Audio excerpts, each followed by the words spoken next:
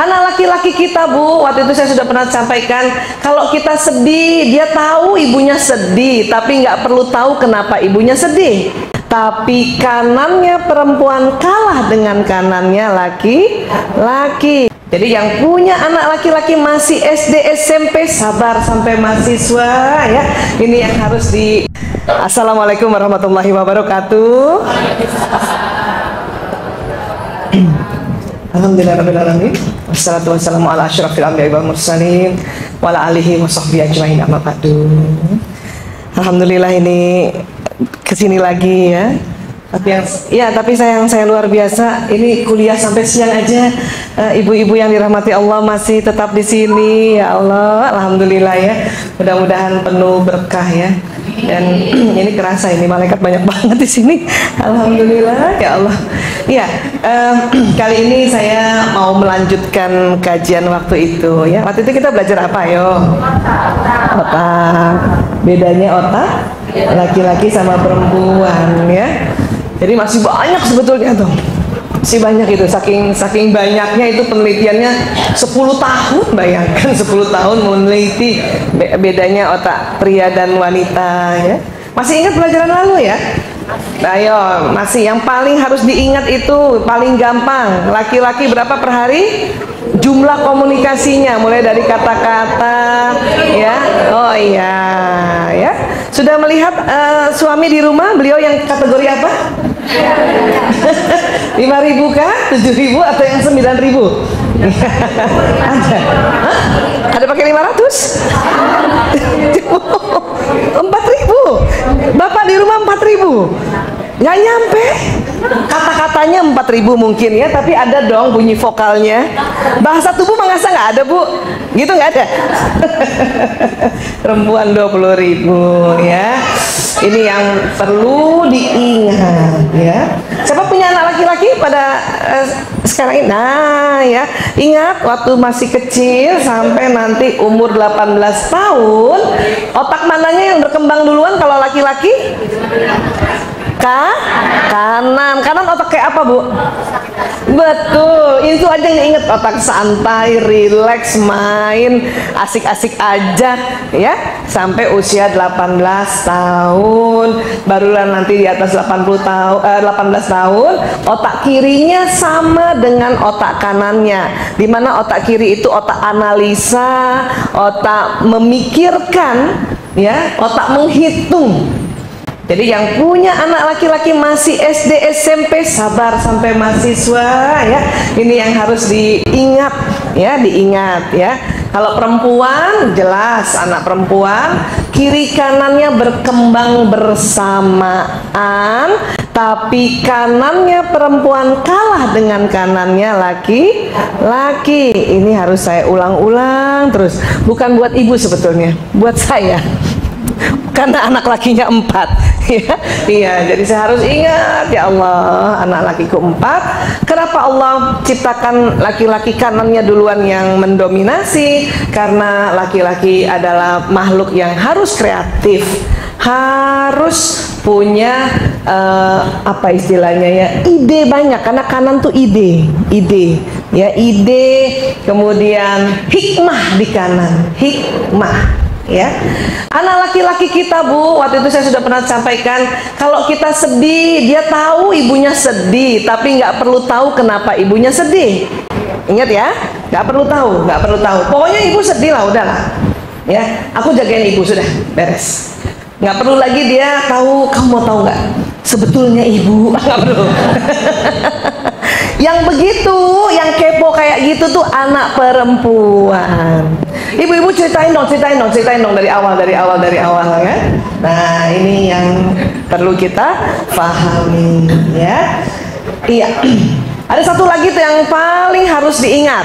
Korpus kolosum, otak di bagian tengah yang menghubungkan otak kiri dan kanan.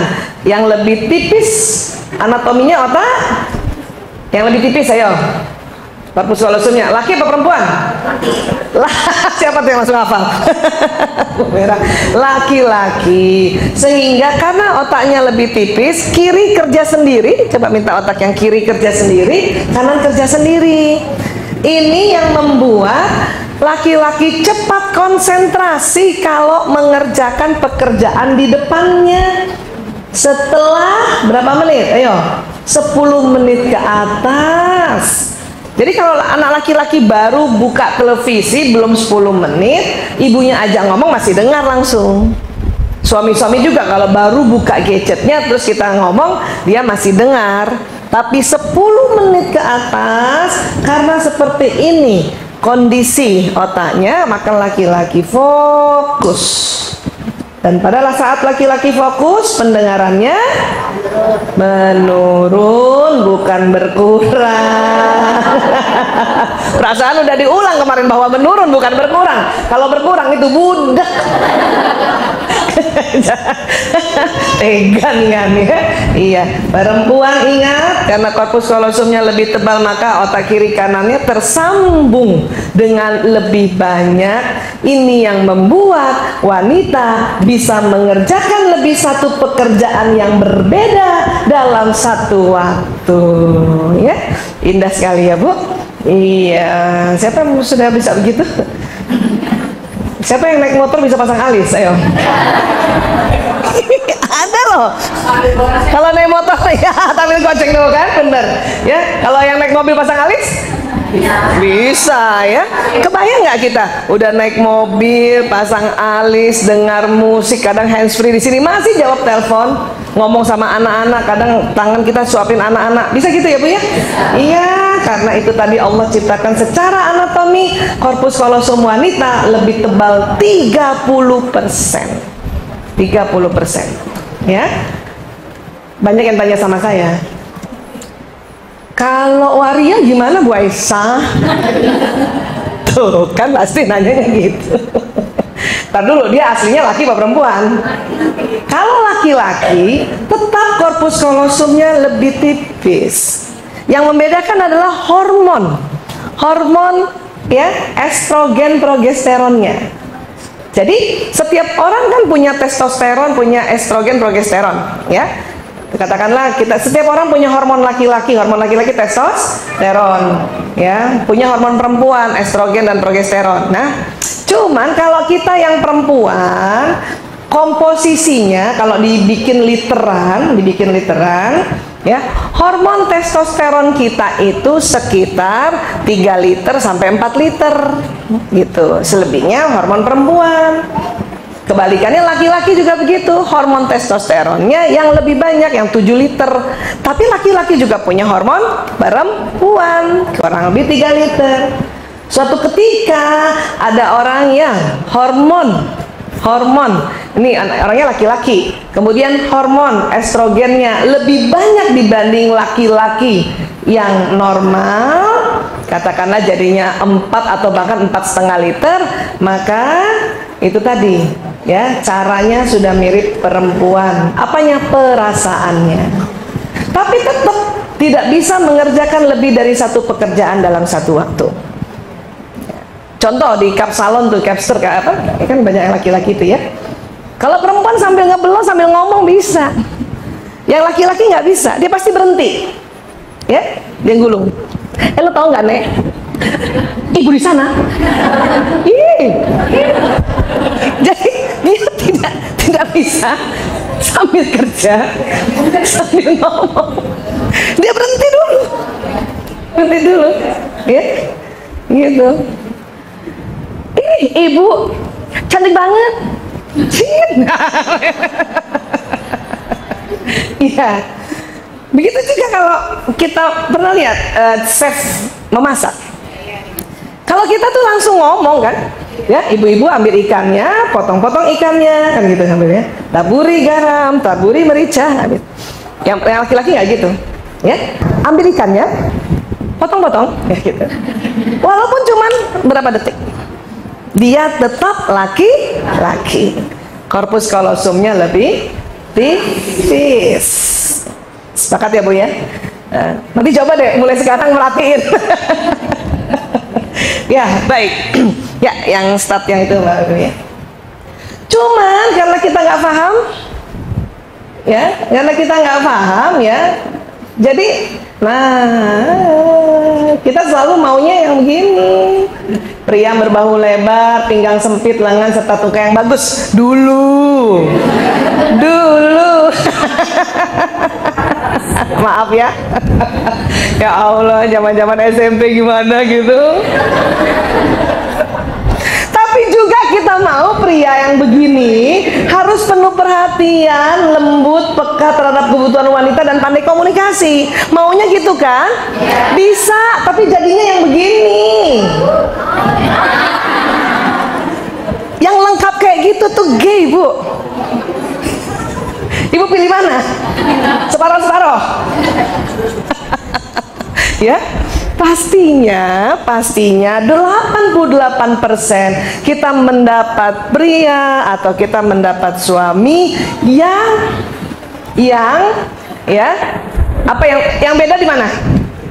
Jarang punya perhatian, jarang lembut, jarang mengetahui kebutuhan wanita, dan jarang pandai komunikasi. Udah syukur, Bu. Iya. Sudahlah, munjit-munjit dikit nggak apa-apa. Iya, suami saya juga begitu. Punjit-punjit dikit gak apa-apa ya. Iya, gak begini gitu ya. Iya, yang begini nih gay. Ini kesepakatan para ahli loh, bukan saya. Ya, jadi ya sudah. Tapi memang nggak bisa dipelajari, Bu Aisyah. Kira-kira bisa belajar nggak? Untuk suami lembut, punya perhatian, bisa. Itu kabar baiknya bisa dipelajari. Ya, bisa dipelajari. Cuman juga tidak bisa kita menuntut mereka seperti kita, ya. Ya, kita lihat lagi, ya. Wanita kalau lagi kesel, lagi marah, itu susah berterus terang, Bu. Ya nggak? Waktu itu pernah saya cerita juga kan? Mama marah ya? Apa jawabnya, Bu? Nah tuh sama tuh. Coba kita kumpul semua wanita di dunia, ya, mau dia dokter, profesor, ya, psikolog, psikiater, apapun lah ya, yang katanya pandai-pandai memanage emosi, tetap mama marah ya? Enggak. Selalu memalingkan wajah, tidak bisa bilang iya. Tapi inilah cantiknya wanita. Mama marah ya? Enggak. Tapi udah kemana-mana mukanya. Daripada punya istri yang terlalu open, mama marah ya? Iya, mau apa? Coba 3 bulan begitu sama suami, Bu. Maaf ya. Kita yang salah dah tuh. Iya. Tapi pria berterus terang kalau kesel. Ayah marah ya? Iya. Waktu dia bilang iya, kita yang kaget. Ya. Perempuan harus ditanya berapa kali? 3 kali minimal. Pertanyaan pertama pasti bilang enggak. Pertanyaan kedua juga bilang enggak. Mama marah ya? Enggak. Dia tuh, kita berharap ditanya lagi 5 menit kemudian.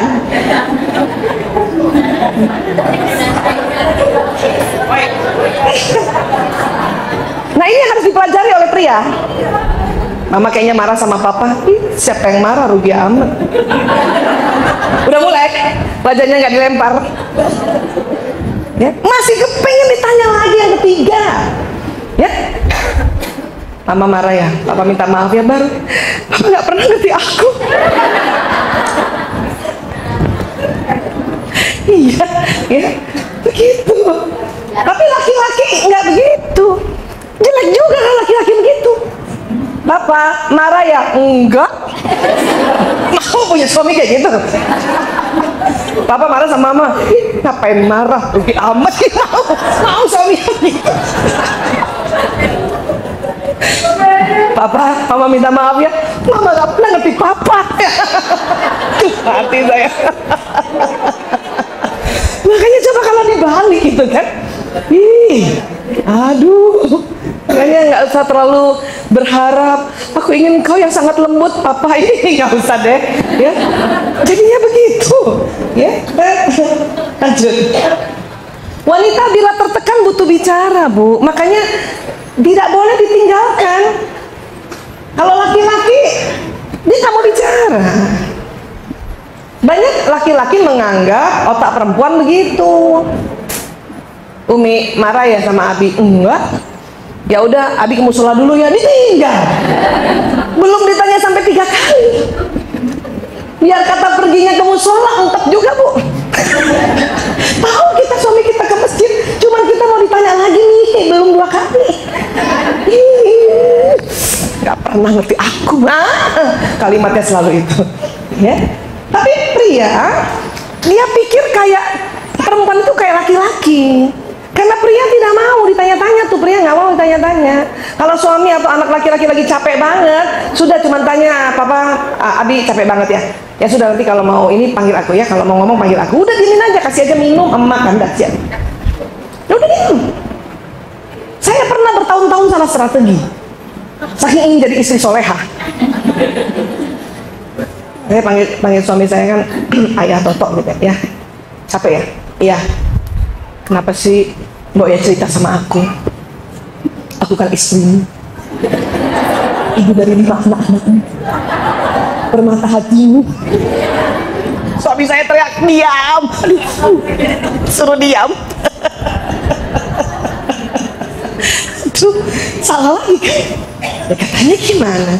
Karena laki-laki pada saat dia tertekan, dia sedang mencari solusi lewat otak kanannya. Gitu. Terus mereka berharap kalau nanti sudah ada solusi, baru mau cerita. Ingat itu. Baik dia anak laki maupun, pokoknya saya laki-laki lah, suami ke ayah kita ke siapa. Ya, dia cari dulu solusi, baru dia mau cerita. Kenapa? Karena laki-laki mau dilihat sebagai hero, sebagai pahlawan dalam sebuah problem solving. Ya. Jadi kita juga harus mengerti itu.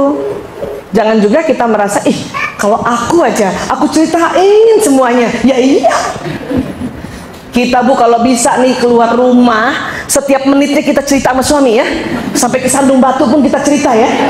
Iya. Tapi laki-laki nggak begitu. Ya. Jadi ini harus dipahami. Pokoknya kalau laki-laki, anak laki-laki atau suami sedang tertekan, nampaknya belum mau bicara, sampaikan saja. Pokoknya kalau nanti udah mau cerita, panggil ibu ya, panggil bunda, panggil mama. Nah gitu aja. Ini ada mau makan, mau minum, oke? Ya. Sudah kita santai saja dan tidak usah berprasangka bukan-bukan. Ya. Nggak usah juga ngintip gitu tuh, nah tuh kan lagi cari solusi tuh. Nggak usah juga begitu. Mama tahu pasti kamu mau cari solusi. Ya sudah, Mama kasih. Pokoknya pahami saja. Laki-laki senang kalau dipahami. Ya, senang dipahami. Next. Wanita bila curhat hanya ingin disimak. Nah, ini saya harus ulang-ulang nih. Sementara otak pria bila mendengar curhat selalu menawarkan solusi. Itu wujud tanggung jawabnya pria. Karena dia nggak tega lihat perempuan susah. Tuh, saya katakan perempuan susah. Ya perempuan ini apakah istrinya, apakah anaknya, apakah ibunya, apakah istri orang lain.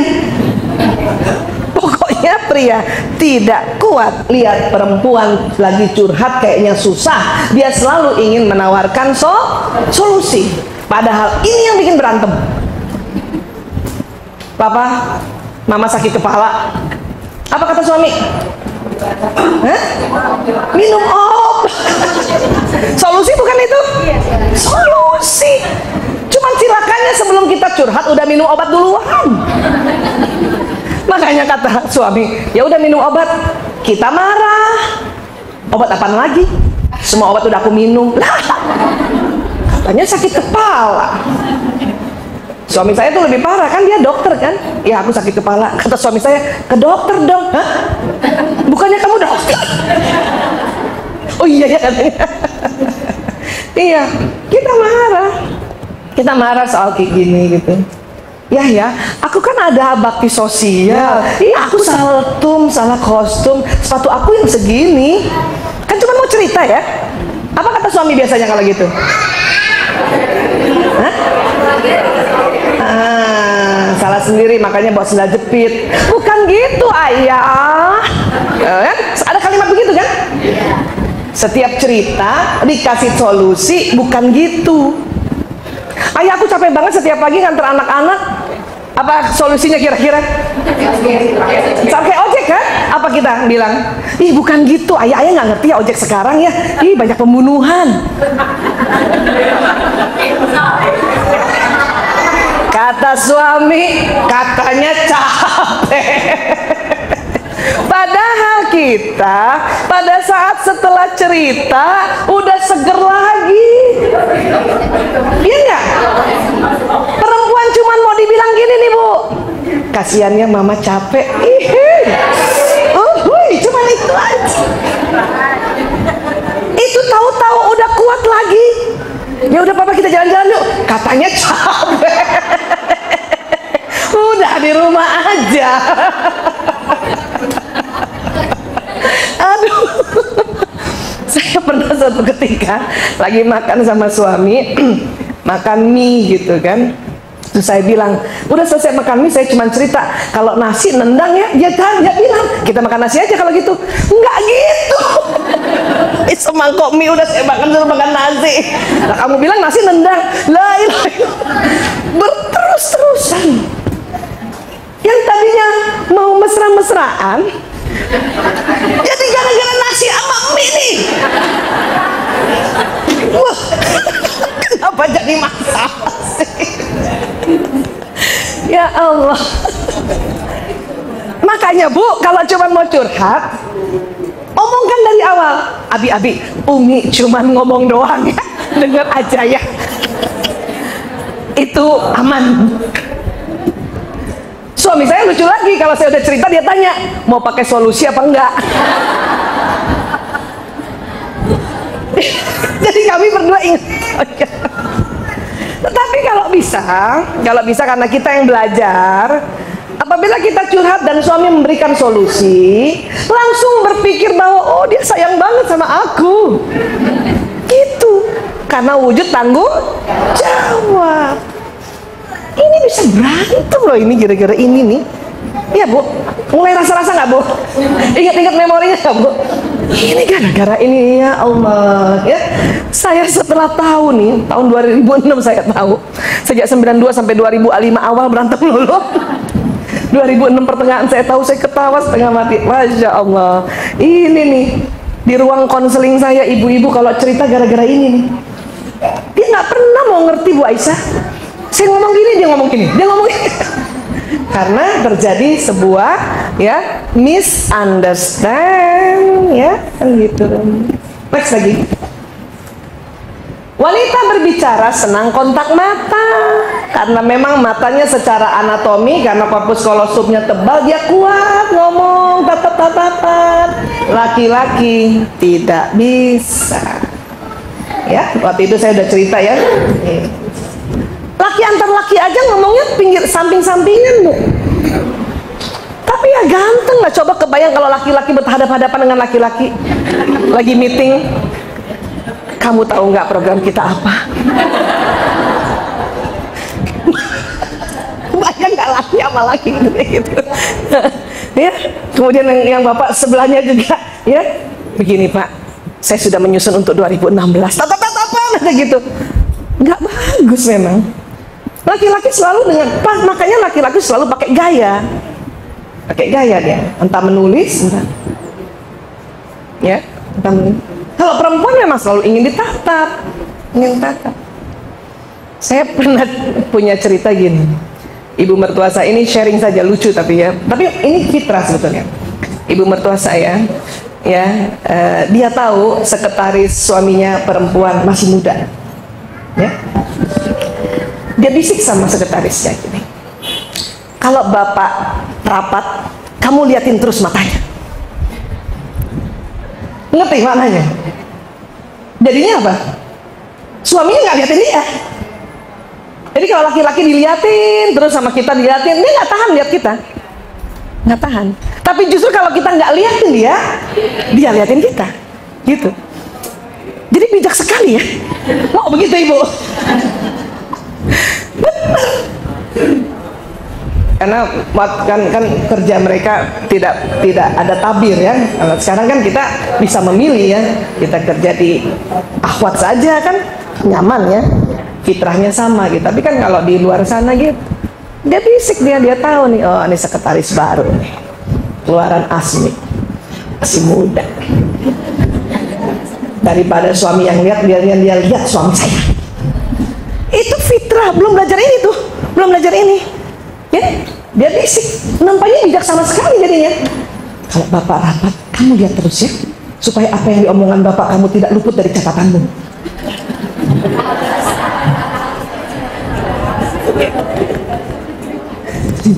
Yang sekretarisnya, suaminya jadi nggak mau lihat. Saya geli waktu itu, saya belum tahu ilmu itu, cuma saya geli, kenapa sih nasihatnya kayak gitu. Setelah 2006 saya belajar ini, Allahu Akbar, ternyata dia pakai cara ini. Entah dari mana intuisi itu, karena kan ini udah sejak Nabi Adam dan Siti Hawa ini kan anatomi otak pria dan wanita, ya kan gini ya. Siapa yang masih ngomong sama anak laki-lakinya dan harus tatap mata? Ayo, sudah enggak kan? Sudah nggak marahin ya? Ya? Ya, enggak ya? Saya lihat bunda. Ya bun. Siapa yang masih giniin anak lakinya supaya lihat dia? Masih keliru bu, keliru. Gak usah, kasihan anak laki-laki. Kalau perempuan nggak disuruh, pasti dia akan melihat. Dan kita sering comparing. Coba lihat tuh, kayak adik kamu tuh yang perempuan, kalau ngomong sama bunda dia selalu lihat wajah bunda. Kamu kemana-mana matanya jelalatan, makanya ada kalimat itu. Padahal bukan begitu. Anak laki juga sebenarnya nggak tahu kenapa dia begitu, dia nggak tahu. Kan dia belum tahu kalau otaknya tipis kan? Tuh anak laki kan? Iya. Ya kan, makanya pas kita ngomong terus sama dia, biarkan saja dia matanya kemana, atau biarkan dia simak wajah kita tidak lihat matanya.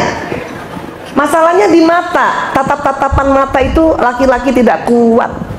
Ya, kalau dia mau si anak laki menyimak wajah kita, ya kita ya kemana kayak gitu. Apa kalau ibu mau nasihatin anak laki-laki, kasih papan tulis, ibu nulis di papan, pasti dilihatin ibu tuh.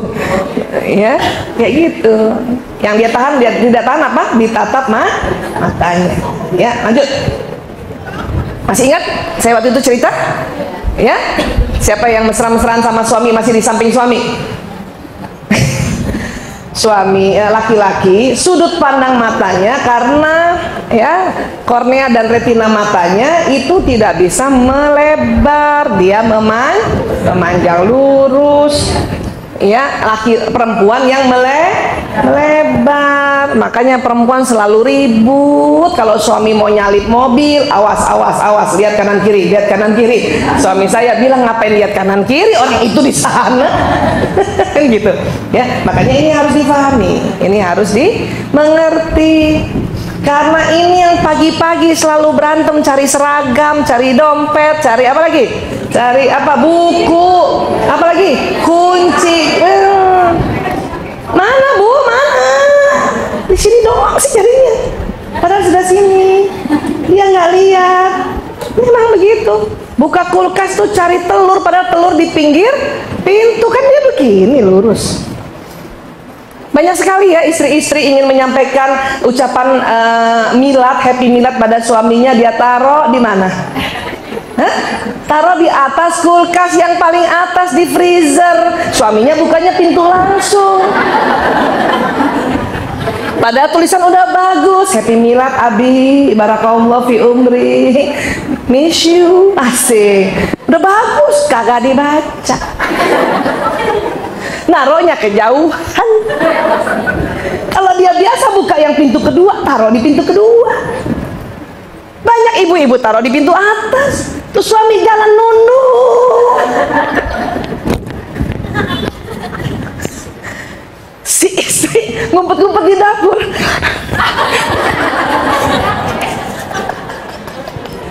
Nggak kebaca. Aduh. Terus sedih. Langsung ingat lagunya Agnes Monica. Ku hidup dengan siapa? Iya nggak? Pernah dengar lagu itu? Ku tidur dengan siapa? Kan gitu tuh. Kau kekasihku, tapi orang lain bagiku. Kau dengan duniamu saja. Kan gitu kan? Gara-gara ini harusnya ajak ke Romeo tuh Agnes. Karena pernah satu ketika sebelum saya tahu ilmu ini, ikut-ikut juga nyanyinya begitu sambil mandi. Saking kesel sama suami. Sambil mandi gitu. Suami juga nggak dengar. Orang fokus, pendengaran menurun. Nyanyi nggak henti-henti, lagu sedih sampai 7. Baru lagu gembira yang ke-8 dia denger. Itu pun udah pakai colek. Ya Allah ya Rabb. Yang gini-gini nih yang sering terjadi, dan yang gini-gini juga yang menumpuk dan mengikis mawaddah warahmah. Ya, kasih sayang. Makanya setelah kita belajar bahwa begitu Islam menghargai hubungan suami istri, begitu Islam mengindahkan ya istri untuk selalu berbakti pada suami, tambah sedikit tentang perbedaan otak pria wanita. Itu membuat kita menerima hadis-hadis dengan sukarela. Ya. Sering saya tanya ibu-ibu yang sudah kurang lebih di atas 30 tahun berumah tangga ya. Jadi misalnya sudah mulai pensiun gitu. Ibu gimana sama suaminya? Ya gimana lagi? Panjang amat ya. Gimana lagi katanya Bu Esa, saya mah terima aja katanya, ar-rijalu qawwamuna 'alan nisa, ya katanya nanti sorga. Nggak apa-apa juga kalimat begitu, tapi kan lebih indah. Ibu bagaimana dengan suami? Alhamdulillah saya menerima apa adanya. Karena itu sunnah tuh, gembira, gembira. Itulah bentuk keikhlasan. Makanya ilmu ini ingat lagi, ingat lagi, ingat lagi. Saya aja Bu sering ngomong suka lupa. Nanti setelah ingat saya ketawa sendiri. Suami nanya, kenapa lagi kamu ketawa? Kamu pasti ingat modul kamu kan? Suami saya, iya halaman 14. Suami saya sampai geli, tapi jadi sayang dia jadinya. Daripada dulu selalu anti dan